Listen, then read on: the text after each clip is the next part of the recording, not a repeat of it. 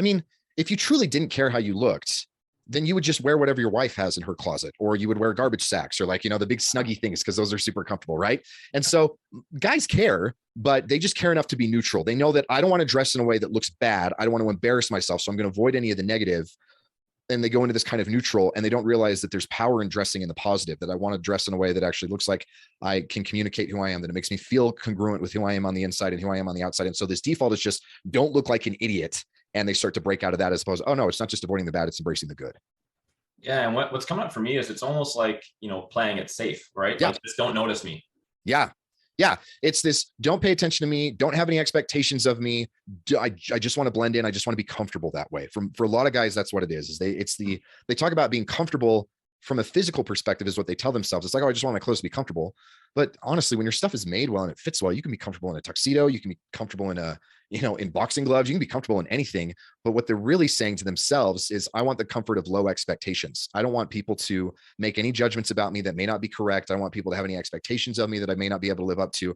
I just want to kind of fade into the background and not have anybody see me, judge me, pay attention to me, or anything to that effect. Right. And I can see why that sort of zooms out into, you talked about like the synergistic effect of dressing really well or exercising well.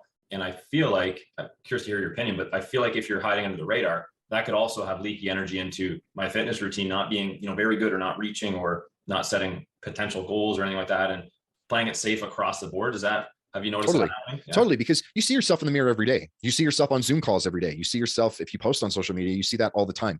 And whether you like it or not, what you wear will subconsciously reinforce your self-perception and these narratives that you have in your head. And so if what you see, if the version of yourself that you see every day is somebody who just wants to fly under the radar, that's the identity you start to adopt.